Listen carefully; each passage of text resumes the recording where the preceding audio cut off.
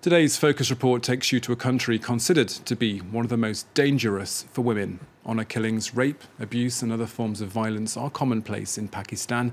This despite decades of efforts aimed at improving gender equality and women's rights.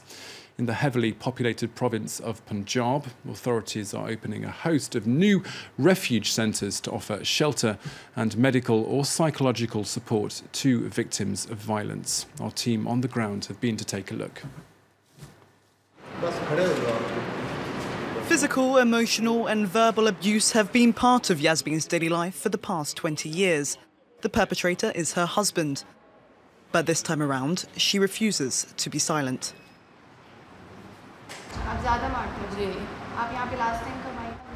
Do you have any marks of violence on your body? Look, I have marks on my arm and shoulder. Does it hurt? It hurts a lot, and I have other wounds on my legs and my back. Okay, I'll take a closer look and then refer you to the police. This protection centre is the first of its kind in the country, a one-stop shop for victims of violence. Within a few minutes, Yasmin files for divorce and gets psychological help. What happened? She also files a complaint of assault against her husband. In our last argument, my husband told me that if I returned home, he would kill me and throw my body into the river. Pakistan is the third most dangerous country in the world for women.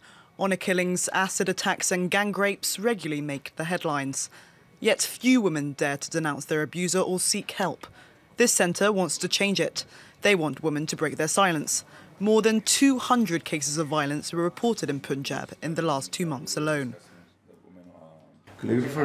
We have to find artists for the final touches. Talk to our PR team, they'll definitely know the right people.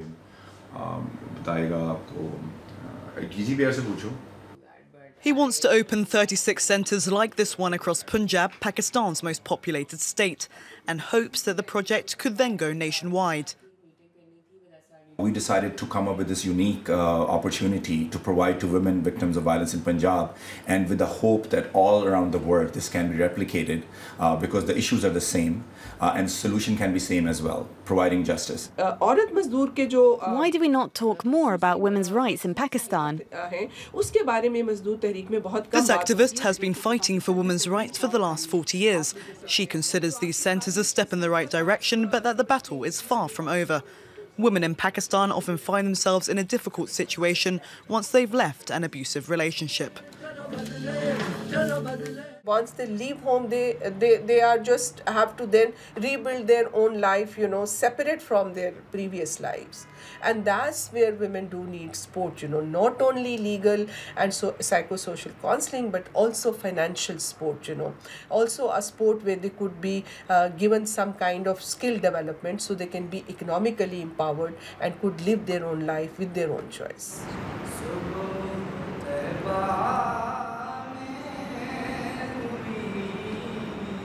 Another hurdle to be overcome in the country's struggle for women's rights is radical Islam.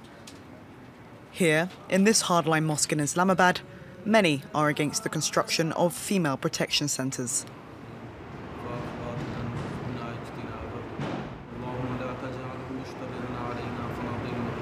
Women should stay at home. Their families should look after them, not these centres.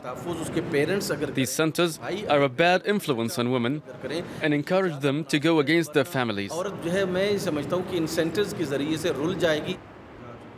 But for women trapped in abusive relationships, the centres represent a lifeline. Indispensable in a country where over 70% of women face domestic violence at least once in their lives.